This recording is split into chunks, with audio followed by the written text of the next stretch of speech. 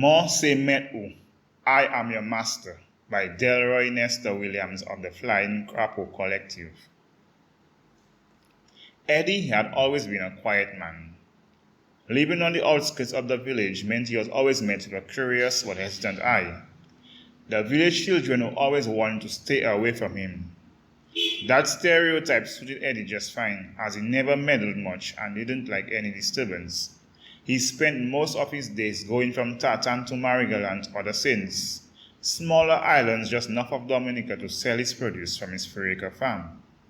When he wasn't farming or selling his produce in the French islands, Eddie took his small boat just west of the Cabrits, let down his anchor and his fishing line, and drank the day away. He never worried about his catch, but he always came home with dolphin fish or tuna. It was always enough to feed him for a week or two. Eddie had kept to himself ever since Mary, his ex-girlfriend, had left him for a policeman in the next village. He had tried his best to get her back, but she preferred to stay with the policeman, even though he was a married man who had his own wife and family in Roseau. Eddie, who couldn't understand her behavior, simply explained that she was under a jumbie. Once something was incomprehensible to Eddie, it was attributed to a jumbie. It was his way of understanding the world. Mary's exodus had been the start of his drinking, and she would probably be the end of it all, if she had paid him any mind. But she no longer showed any interest in him. In fact, she totally ignored Eddie. Every time they crossed paths, Eddie was reduced to tears. She had this hold on him. He said it was because of the same jumbie too. He would sit down anywhere and cry like a baby with no care for the occasion or the audience. It had become the village spectacle, and many people looked forward to their chance encounters. It wasn't often, but whenever it happened, the village would be talking about it for days at a time.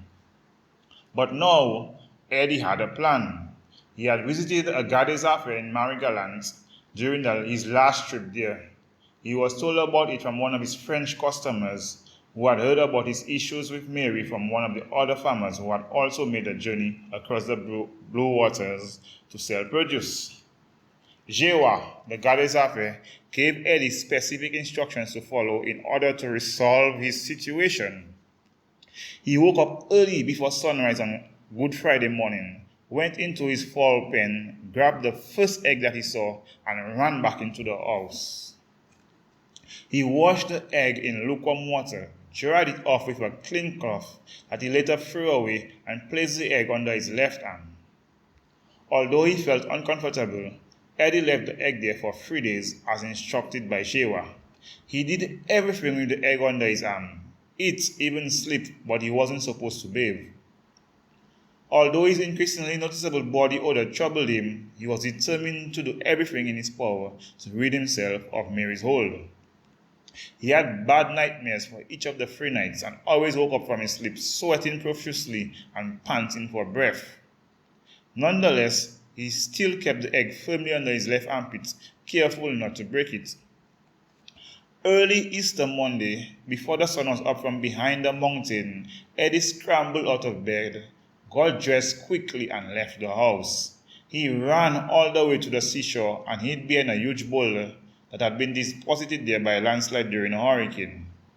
It shielded him from the sun and the rest of the village. As Eddie knelt down, he removed the egg from under his arm. The first crack was apparent on the shell. Eddie wasted no time and dug a small hole on the beach floor.